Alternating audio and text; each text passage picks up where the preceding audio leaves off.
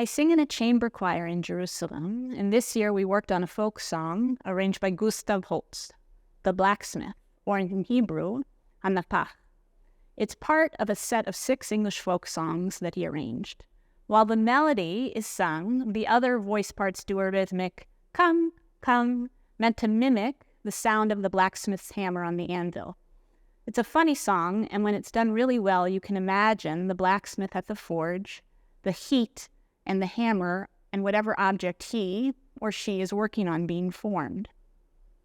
So when I read the Haftarah that accompanies this week's Torah portion, Le'eh, I immediately noticed the words from Isaiah 54:16. Hine anochi balati charash nofeach ba'esh pecham umotzi kli lema'asehu v'anochi barati mashchit lechabel.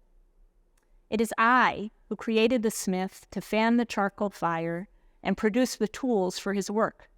So it is I who creates the instruments of havoc. This Haftarah is the 3rd Haftarah of consolation, one of the 7 Haftarot that are read between Tisha B'Av, commemorating the destruction of the temple, and Rosh Hashanah. After the mourning and sadness of Tisha B'Av, we slowly, week by week, rebuild ourselves and our relationship with God for the time of tshuva, repentance. Probably the most famous Jewish blacksmith image is from the beautiful poem from the Yom Kippur liturgy, recited on Kol Nidrei night, Ki hine kachomer. The 3rd verse says, Ki hine kagarzen biyad pecharash, birtzoto dabek laor uvirtzoto perash. As iron in the hand of the blacksmith who forges or withdraws it at will, so are we in your hand, support of the poor.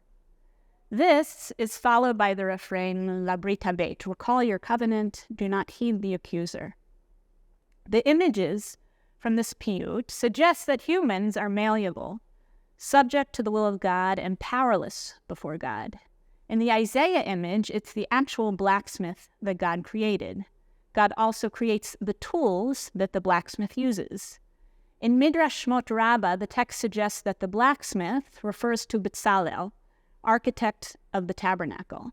That creation, the Midrash says, is a tikkun, a correction for when Bnei Israel sinned with fire when making the golden calf. Betzalel's creation of the Mishkan heals that wound. So we have these 3 images. One, that of Betzalel as creator, or more accurately, as a repairer of sin and a creator. 2, God as creator of the blacksmith. And then 3, of us, people, as the raw materials. As we depart the sadness of the destruction of the temple and move in these 7 weeks from destruction to the newness of creation of the world and redemption through being recorded in the book of life, I invite you to consider where you are on this spectrum of creation. Are you a creator like Betzalel, aiding creativity and the power of building? Are you the malleable raw materials, an idea that not only suggests giving yourself over to the power of God as creator, but also a willingness to make yourself small, of surrendering to that which is stronger and more powerful than us? The refrain of the piyut asks God to remember God's covenant. And this, by extension, asks us to also remember and reflect upon our relationship with God. May this upcoming season of reflection and repentance bring about true redemption for us and for the world around us. Shavua Tov from Schechter.